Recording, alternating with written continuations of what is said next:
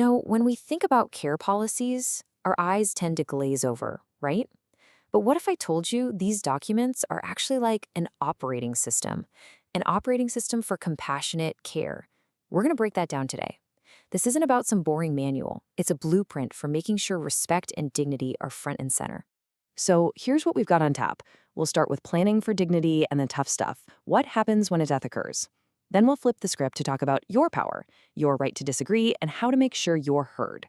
And we'll wrap up by tying it all together to see why this is so important. All right, first section, planning for dignity. And let's be clear, this is all about being proactive. It's not about waiting until there's a crisis. It's about having those really important, respectful conversations now, so everyone's wishes are crystal clear way ahead of time. And really, the heart of this entire section comes down to one simple but incredibly powerful idea: the right to die with dignity. I mean, that's the bedrock, right? Everything else we're about to talk about is built right on top of that foundation. Okay, so that sounds good in theory, but how does it actually work? Well, it's a really clear four-step process. First, they discuss all the options: wills, medical treatment, you name it. Then, they actively assist the person in getting those plans set up. After that, they distribute copies to everyone who needs one, like guardians and coordinators. And finally, and this is key, they review those plans every single year. It's not a one and done kind of thing. Okay, so we've talked about planning ahead, but let's move on to what happens when a person actually passes away. Having a clear, respectful action plan is absolutely crucial for handling such a sensitive time with the professionalism and care it deserves. And take a look at this list of notifications. I mean, wow. It's not just about calling 911 in the family. We're talking about the program director, the physician, the case manager, even friends and community programs. It really shows you there's this whole coordinated network that respects every part of a person's life and connections. And it doesn't stop there. The plan gets super specific, outlining exactly how to handle things like burial arrangements based on what the person wanted. It covers all the documentation, the paperwork, and even what to do with personal belongings. Seriously, they leave no stone unturned. No detail is just left to chance. All right, let's switch gears for a second, because this is a big one. We've been talking a lot about end-of-life wishes, which is vital. But what about your rights while you're living?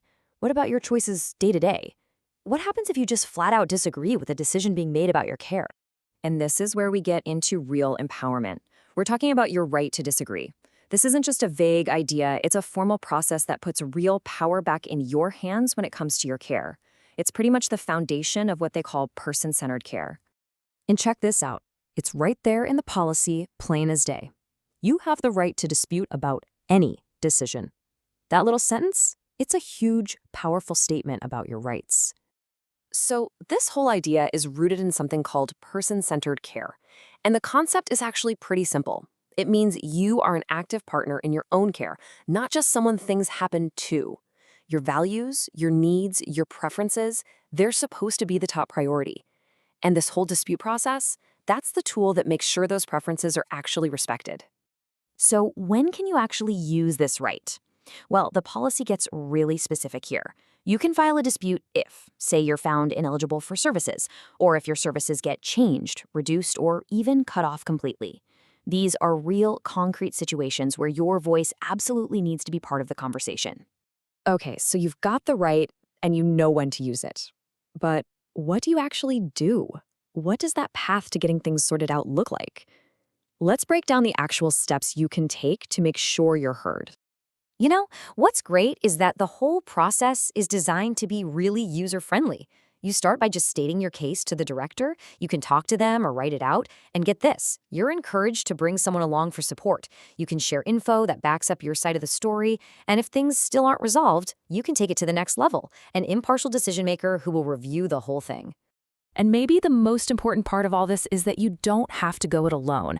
The whole system is built knowing that, hey, you might need some backup, and it points you exactly where you need to go to find it. And here are just a few examples of the kind of help that's out there.